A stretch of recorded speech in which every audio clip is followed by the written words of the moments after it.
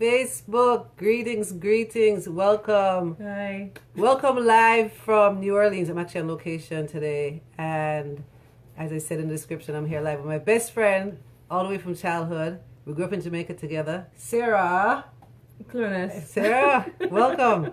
Thanks, G. Well, what's funny too is we were doing this as children. Before there was Facebook, before there was the internet, before we had video recorders, we were, Sarah will always reminds me that we were doing We were always like tape recording ourselves. We had this tape recorder. We'd go into your mom's room and we would tape record ourselves and we would play like radio station, and you were always a DJ, and you became a DJ, right? It's so funny. Yes, I became a DJ in college. I went to Amherst College in Massachusetts in the 90s, and I was Sister Gan, WMH 89.3 FM. DJ. So what you're doing now, though, even this very GTV, you were doing when you were like 10 years old, and you were like, Sarah, come on, we're gonna do a radio show.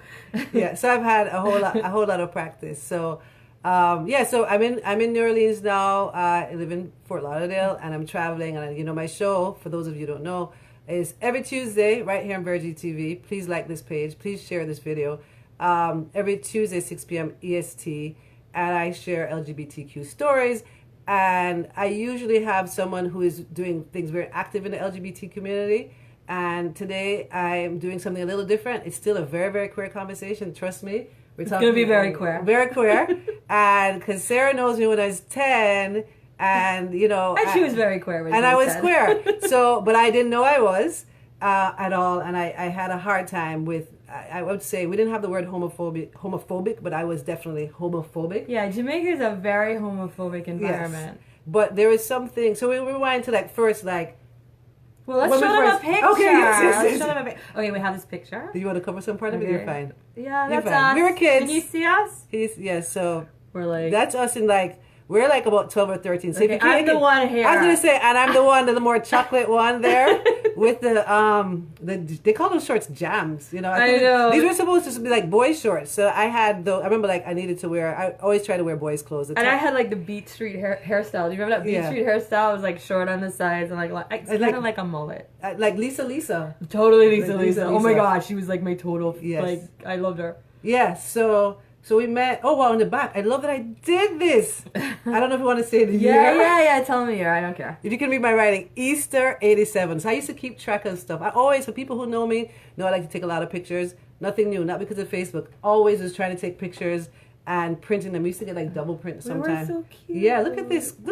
Wow. We're the same. No. Yeah. We have the same personality. Same personality. So we in Jamaica after elementary school, there's no junior high, no middle school. You go straight to high school. So we went to school, Campion College. So it's kind of like we were 11. Yeah, 10 or 11. And so you remember the first time when you first met me? Yeah. So I had always hung out with boys. I don't know if I would consider myself a tomboy, but I just never made really good. I was not a tomboy. Okay, thank you, Gannett. Authority on all tomboys. Yeah. Right. But I was really I never had a really good close friendships with girls for some reason. I don't know why. And then when I first walked into the classroom at Campion, I spotted Gannett and I was like, oh. I was like, she's looks like an interesting person. I had a short haircut. I had long hair, and then my mom cut it. She was like a boy. So by the time she met me, I had it short again. She was totally like a boy. We had to wear skirts for our uniforms. Yeah. We went to this Catholic school. Yeah. But she was totally like a boy. And you came and you introduced yourself to me at recess. Yeah. So we were at what we call PE, physical education. The gym. Was it PE? Yeah, it was PE. PE. We were outside, and I remember it was one of the first days. And this is just starting high school, or they said middle school here.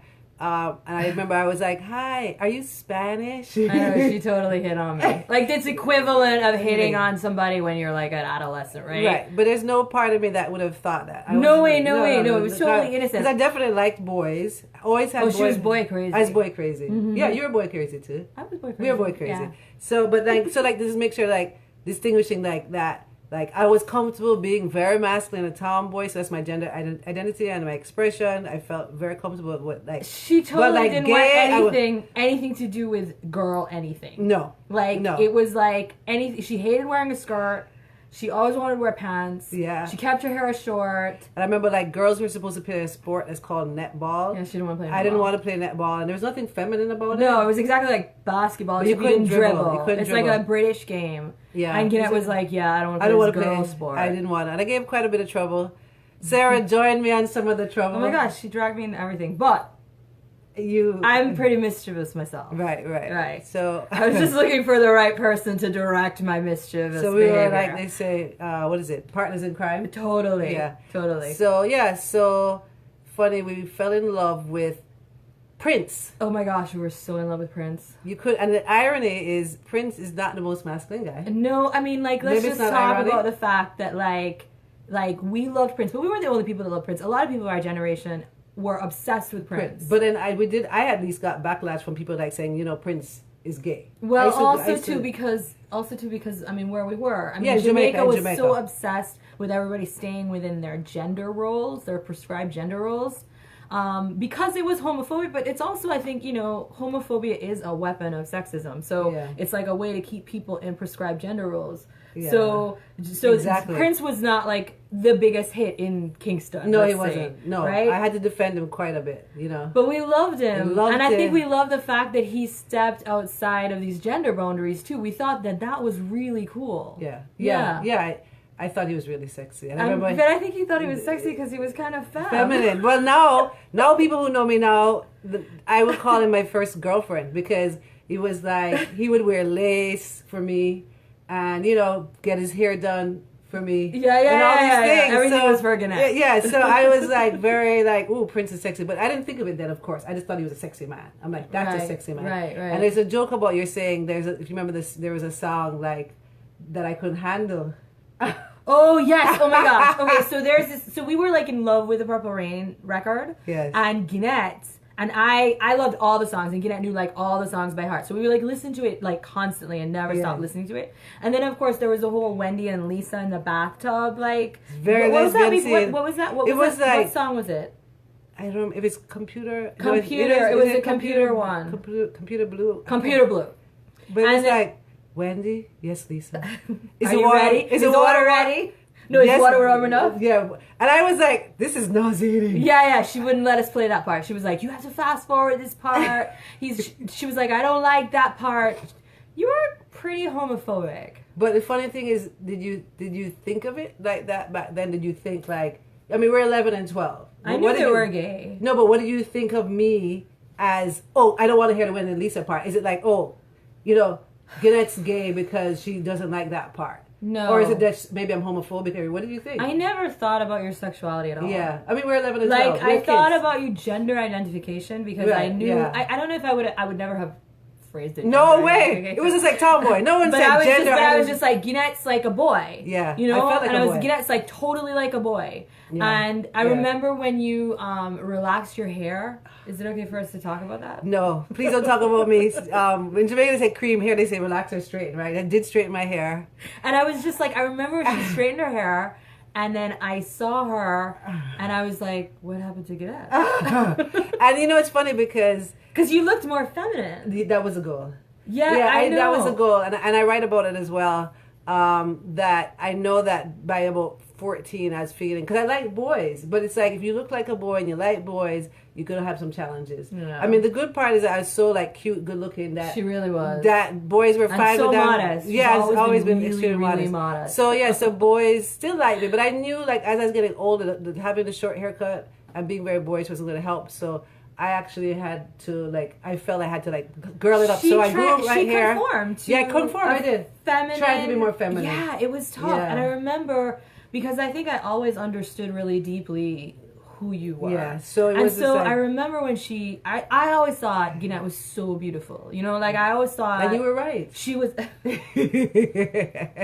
did. I was like, she was just so beautiful, and I think that her gender expression was the way that it was. Yeah, it was part of her beauty. It was a huge part of her beauty. So I think even though we were best friends, and I knew that you were gonna do this, but I remember when you did it, and I was just like, something's not right here. I couldn't figure out what was going on Right. with Gannett when she had like straightened her hair and she looked more feminine. Well, it's funny too because I'm going to give a shout out to my dad, my late great dad, because He's he the best guy ever. Ah, thank you, Yeah, thank you. yeah. And your father's amazing. Yeah, as we well. have we great just had dads. amazing dads. Yeah. But my dad didn't want me to straighten my hair, and he actually No, was he like, didn't. no. And I had to really fight to do it, and I'm glad it made me so conscious about. And this is different from queerness. This is like being proud about being black. Yeah. But my yeah. dad was just like, you are beautiful. Your hair is beautiful. You don't need to do anything. But for me, it was just like, well, how else am I going to be feminine? Now I probably would have did twists in my hair or dreaded Or it. dreads. You did dreads eventually. I did dreads, but then there wasn't those options for me and my hair. So it was like, well, if I grow it, it's gonna be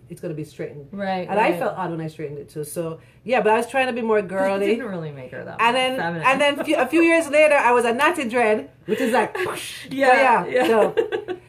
So for people just joining in, welcome. Thanks so much for joining. Hey, Paul. Hey, Gail. I'm in New Orleans with my best friend we were 11 years old. We were in high school in Jamaica, and we're just like talking about me as being a tomboy but not be able to accept myself. I didn't know I was gay. No. I like boys, but I kind of struggling with this like being able to like am I gonna be a boy or a girl? Because like at some point, like 14, I'm like, I think Jeanette always identified with like. It's funny. It's like it wasn't a question, but it was just like very clearly that you identified with everything masculine. Yeah, yeah. You know, and that you rejected everything feminine. Yeah, if it was for girls, I was like, no. And we had to wear a skirt. I had to do that. But I remember other than that, if there's anything that I could avoid doing, that was well, for you wear a girls. skirt for our uniform. But for the uniform, that was that, it. You would not see me in a dress or anything. No. And it was hard for you even, I think, like as you grew older, to keep wearing dresses for like formal occasions and heels and stuff. It was a production for me. I didn't even, I tease, because I tease myself, because I realized at some point I had to have like people help me, like David helped me, my mom helped me, I had like girlfriends who helped me, like, how do I dress like a woman now? Like I never knew how to dress like a woman. And I struggle with like, once I was like, okay, I have to dress these ways, I have to do these things. Some people know me like I would tease that my mom was helping me, and he was like, "Are those shoes for your grandmother?" I'm like, "No, my mom shops with me." So I had those struggles. So yeah, always a struggle with like trying to be a woman, but I never had an issue in terms of I didn't feel bad about being masculine. It was just like, oh, I guess I gotta do this girl thing, and how do I do the girl thing? So let's talk about the homophobia now, though, because Gannett was very homophobic. Yeah. When we were kids. Yeah. And adolescence. And I write about that. I wasn't homophobic at all. No. Yeah. And it's funny because I know you said like my parents were very liberal, open-minded, Jamaican parents who were not homophobic at all. But I'm growing up around music and everything. You're hearing the same music, but you're just not impacted by it. I don't know, but again, there may have been something that you felt like. Well, some of it could have been self-hatred. Like, I don't want to be gay. I didn't know I was gay like that, but it could be like, I hate that because there's a part of it in me. Like, if you had come out to me when we were adolescents, I would have been like, yeah, that's cool. Like, I would not have, like... But it's interesting because you were so homophobic. Yeah. And then I grew up in a family that, like, we were not homophobic at all. We were taught to love people and everybody. And so it was just I had that. And we had lots of, like, and your I had that, too. but I still was homophobic. So that's what I'm saying. It's not just that. There's something else. I mean, I related a lot to when we heard dancehall music saying, like, negative things about gay people. I was like, yes. And I really took that on. And even though I was never a Christian, but I was like, yeah, it's wrong in the Bible. But, and then I took on these things that I was hearing around me, And I remember having a hard time with gay guys. I didn't know that the guys, like, who are sissies and stuff. I remember teasing, sorry. But I remember teasing guys who were effeminate. I don't want to say someone's name now. But there's someone in our class. Yeah. He had a British accent. And I was constantly teasing him about, like, oh, and all of that. Just so crazy. And, she was, like, a really good-hearted person. So it was always kind of surprising to me that she was homophobic because it felt like... It didn't match in some way. Well, it didn't go. It kind of was like the straightened hair. Yeah. Like, there was a lot of stuff, and I think that happens often when you're negotiating your sexuality or your gender or your race or whatever your identity negotiations are. Just trying to figure it out. But I think sometimes that you focused, like, you disliked that part of yourself, although you didn't really know. I didn't know, but it's like there's a sense of, I guess it's like, I knew it's different. I knew the gender part, but with the girl part, I know I didn't have it like, I I don't think I could say I know I didn't have it consciously, like I like girls, but when things came out that made me challenge that, I didn't want to see it. So if something was like gay, I was like, oh God, no, that's not good. Oh yeah, like we were best friends, and she would like never, like, you know, we were young, and we would change to go swimming and do things, like we were on the swim team and everything like that in the locker room. She would like never let me change in front of her, anybody else change in front of her. Don't change in front of me. She was like so freaked out by it, and I was like, but we're girls, and we're like all in the locker room, and like, what's the big deal, G? And she was like, no, that's... So stuff like that makes me think that I probably was like, that's too much for me. Like, maybe I'm gonna be gay. Like, maybe I'm gonna like it if I see your breasts. You know? But I'm 13, and I don't see. I mean, I had my parents' close friend is a lesbian, so I knew it existed and everything, but I didn't see like lesbian couples and all that stuff. I know you saw a lot more. I didn't see that. So I probably just was like, I'm afraid because I'm like, So I think it's also important for people to understand that, like, you can grow up in Jamaica and be in an environment that's completely not homophobic. Oh yeah, like the general Jamaican environment. Yes, there's a lot of homophobia, and homophobia is condoned, and that's a huge issue. But that you need to understand that people grow up in artistic spheres in Jamaica and all kinds of spheres in Jamaica where there is space and there is love for people who define themselves of any kind of non-binary gender identification or their sexuality, whatever. There are open, loving spaces for those people in Jamaica as well. Yeah, that's a great point, because I think overall the message that we get is the Jamaica's homophobic, and that's that. That's why I like to always point out, like, my parents were not homophobic. My parents were very welcoming. It was one aunt, but I had my Aunt Heather, who was gay, and they said that's okay. And also, let me give a shout out to Jamaica Pride. Early August. I'm not sure where we are right now, but late July, early August is a celebration in Jamaica for independence, emancipation, and now Jamaican Pride. So big up J Flag, who puts it on. It's gonna be a whole week of festivities. So I love that they're doing that. I'm not making it down to Jamaica this year, but maybe next year. But it's going to be wonderful. So big up, happy Pride, Jamaica. I think it was kind of like more like I would have to say that it was, even though there were spaces where there was warmth and welcoming. I think that it's almost like 19th century though, because it's like people you always had to be like in a bohemian circle for that to happen, or you know what I mean? Like it's never been, even now, like most places you can't like walk down the main road holding hands as two men. No nothing way. Like that. No. But it's mean like that. There's been spaces. Yeah. There's always been spaces. And there's always been spaces everywhere you go. Yeah. There's always spaces. And there's some people that people know are gay and that they're fine and they don't talk about it that much, but they're like, we know.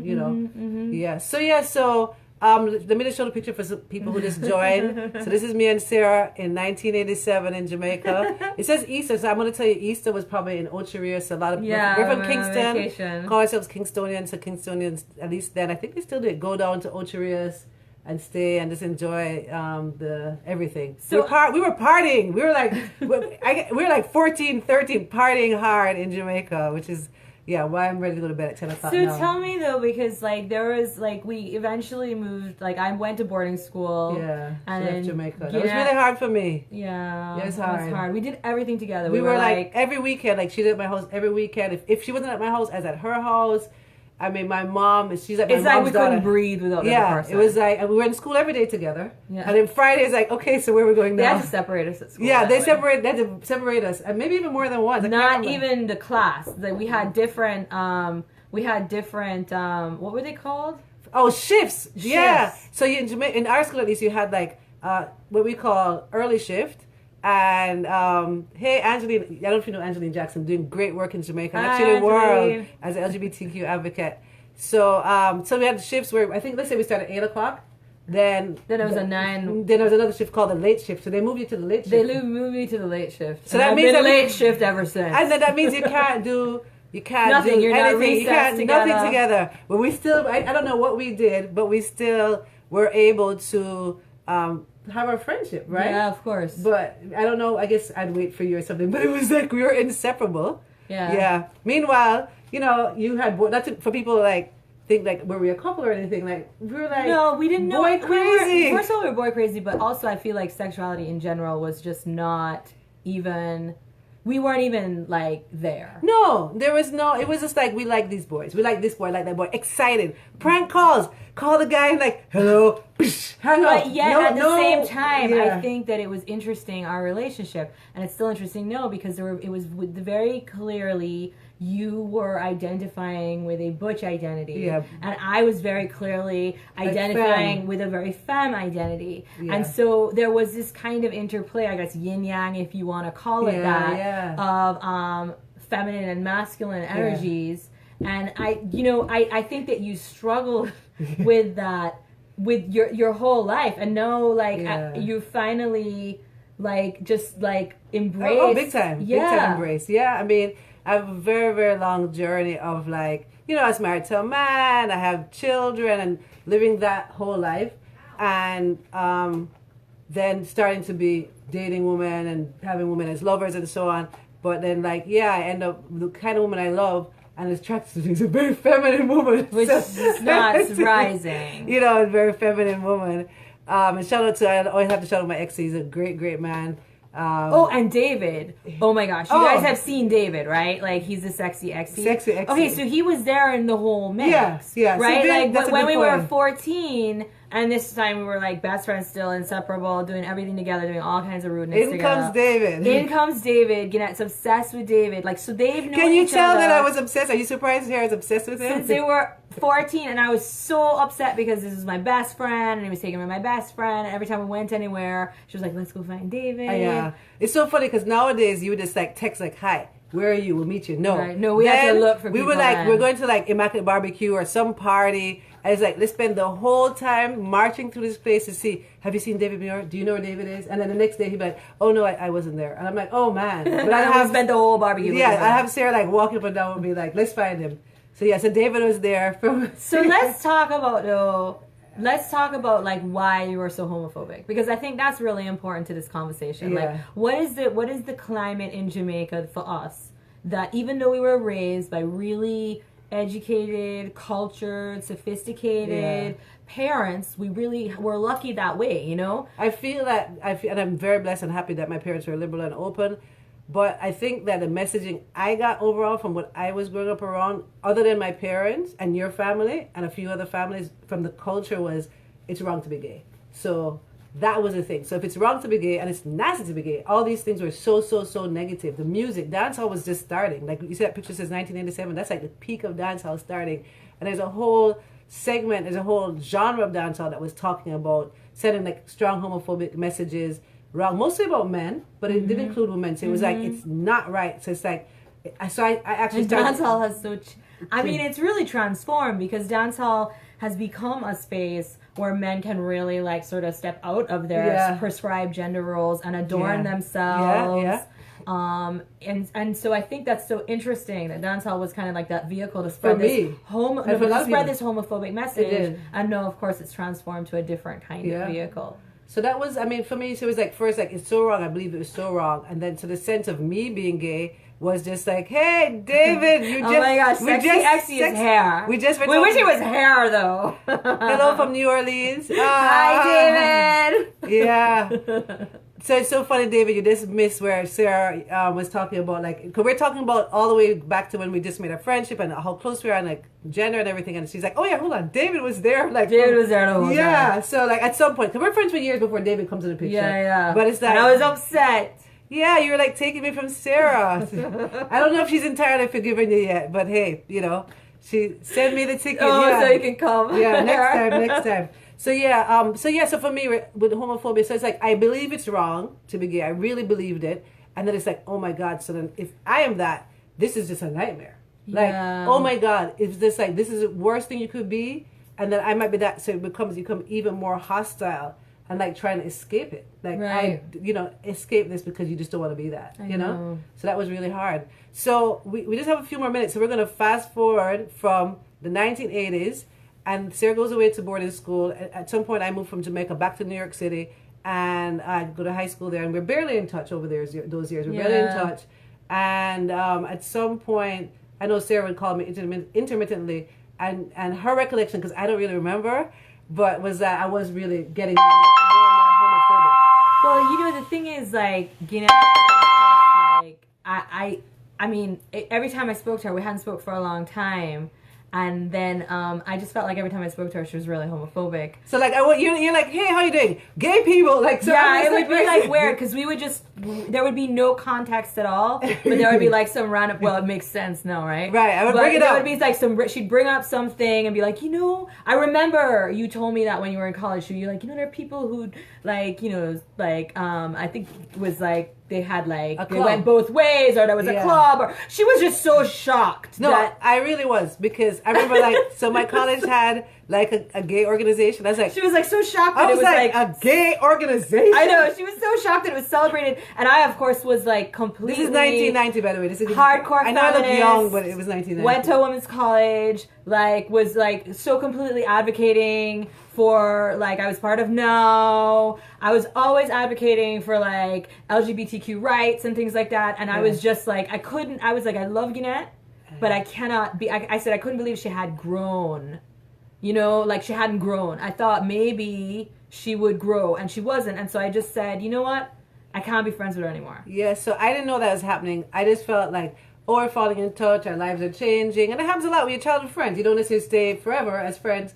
So it made sense to me. Meanwhile, I am homophobic, but I was homophobic, but I do marry David, who's on there and saying, yes, she was very homophobic. It was a long road to her freedom. And David helped me a lot in that freedom, which I talk about a lot as well. So then you called me. So fast forward. So this is now, I'm married in the 90s, now in the 2000s. And then I become openly gay. I didn't know anything. I used to check up on her time to time to see what she was doing. I saw you were like running. I ran for office in the and I saw you were doing lots of stuff as a lawyer and things like that. I saw pictures of your kids and then. Yeah, that's the thing. Yeah, David is like, he didn't know. So I didn't know that Sarah wasn't my friend because I'm homophobic, which is just so ironic because I'm gay. But anyway, so then I know start dating women, start becoming openly gay. Like 4 years ago you called me or something. And I actually now I become an advocate. So it's not just like, I'm out. I go from like I become an advocate. I start this event here. People should know about it. The Art Woman. Please follow me on social media. I follow The Art Woman on Instagram and Facebook. Our next event is March 2019, and so that's where I am. And so I have to big up this woman, Kathy D'Souza, because she reached out to me like, let's hang out. We hanging out. She's like, so how's Sarah? And she's like, you should reach out and talk to Sarah. And I didn't. And then she would reach out. She's like, because she knew us when we were best friends. Right. So, and she was like, you got to reach out. And I was like, so my mind is like, I don't even think Sarah wants to be in touch with me. And I didn't know why. Well, I didn't. And we were like sisters. We grew up like sisters. And then I called her. And she came up to me right away. She was so cute. She was like, hi, Sarah, it's Gannett. Or I called you. I said, can we talk? And then I you called me right away. And I heard you said, I said, hello. You're like, Gan. One of my nicknames. She's like, Gan. I was like, Gan. And I was like, yeah. And then she was just like, I just wanted to let you know that I came out and I'm a lesbian and blah, blah, blah. And I was like, the first thing she said to me, and I said, oh, that's so great. Yes. Because, I mean, I don't think she realized that when I said, oh, that's so great, that I had like, that part of what I said that was not really acknowledging that I thought that you were gay this whole time, because I don't think I really thought about it. What I was thinking was, oh no, we can be friends. Yeah. So then she tells me, and I was like, wow. We weren't friends for about 20 years. Yeah. About 20 years, and it went by quickly. So I know we see each other like all the time. Yeah. Even though we live in different places. You flew in probably like, so I had like a major illness in my family. Sarah flies in after 20 years. Flies in, and I remember feeling like, oh my God. David has a little reprimand. Okay. Yeah, okay, we're gonna address that, David. So Sarah flies in, and she comes in one night, midnight. I was working a traditional job at the time, and I had to wake up to get to work. And I was like, hi, we'll probably talk tomorrow. I don't know if we're gonna talk right now. We talk all night long, and it was like we hadn't skipped a beat. We just had to catch up on what happened. What happened in those 20 years? Kids, marriages. She lives in New Orleans. What does she do for a living? What do I do? And so on. But we just came like this. So she's come to Florida this year. I came to New Orleans. I'll big up Nikki. I see Nikki's sharing. Thank you. She shared the Art Woman link. Please follow. Nikki. Hey, Nikki. Thank you so much. We came here in February. We had come here, stayed with Sarah. And now I'm here with my family. Yeah, and both of all of our kids are hanging out I don't want to together. tell you how much kids they have together, how much kids, but it's a bunch of kids and we're having a great time together. So David is saying, so the things is we shouldn't move away from those who aren't accepted. We should help to make them open, educate. So, so Sarah. Sorry, I couldn't do that for you, babe. but yeah. We're up. Yeah, the alarm went off. Hold on. So everything, he says he's not reprimanding you, but this is what I think is good, is that it's saying for people now who are watching this, if you know somebody who has issues, and here's Angeline saying like she's trying to do that as well. But I'm going to say this honestly, when I was that homophobic, I was not someone you could talk to about being homophobic. And I knew you. Yeah, I was so, when she's talking about, like, I was so convinced that it was wrong to be gay. I was so convinced that, hey Nikki. I was so convinced that it was the worst thing to be gay. So if she had really tried, not to just like, oh, I'm trying to help you like get out, but this is a reality. If she had tried it, then our friendship would have ended then that way. Yeah. Because and I had friends who were like, oh, why are you so? I don't like. It's just wrong. You have to understand it's wrong, and it's in the Bible. The only thing I believed in the Bible was that. It's in the Bible. That was it. Nothing else in the Bible mattered to me at all. She's not religious. I'm not religious at all. She's not religious. She's very religious. I'm not religious. But we went to a religious school. But we went to a Catholic school, but I didn't buy into it. But the only thing that mattered in that book was like, it's wrong. And they heard it in the music. So yeah, but yeah, so for people who are watching, if you have someone like, you can see, because some people you can't move them. But I do try when people are homophobic. And what I have is a good story, because people are homophobic now. I'm like, look, I was like you. And look at me now. Right? So yeah. So you don't have to be as gay as me, but you can be as open-minded, right? Yeah. And you can be as gay as me. You're doing a great job, G. Thank you. You are. You're advocating. You're going back to Jamaica. You're talking to people in Jamaica. Mm-hmm. You're doing amazing things. You're traveling the world globally and advocating for LGBTQ rights. And I'm so proud of you. Yeah. I'm so proud of you. Thank you. Part of your struggle has made you who you are. Yes. Oh, I love that. It's true. It's so true. It's true. Like, so with the homophobia, sometimes I say I'm actually, even though it's a bad place to be in many ways, I'm glad I was there, because then it shows like everyone is movable, as David says here. It makes you more compassionate to people. Much more compassionate. When people are like, it's wrong to be gay. I'm people like, are not just ignorant. Sometimes they're confused. Yeah. Sometimes they're in pain. I wasn't as informed. I didn't know people who were gay. I didn't know enough people. I didn't know one person. I knew one person, Aunt Heather. She's like, that's the person. But I thought I didn't know people who were gay. I didn't see it in front of me. I didn't see couples. There were so much things I didn't know. So yeah, it took time. And so I just think like it gives hope when you're like, wow, this person was advocating. Yeah. You know, and thank you. Well, I love you. I love that. Oh, I love you too. We're so like, we've always been like just like mushy in that way. Like we love each other. Love each other so much. Yeah, love each other. And our kids met. And she's always been butch. Yeah, always been, right? Even when I straighten my hair and everything. And it's so great to see her just embrace that.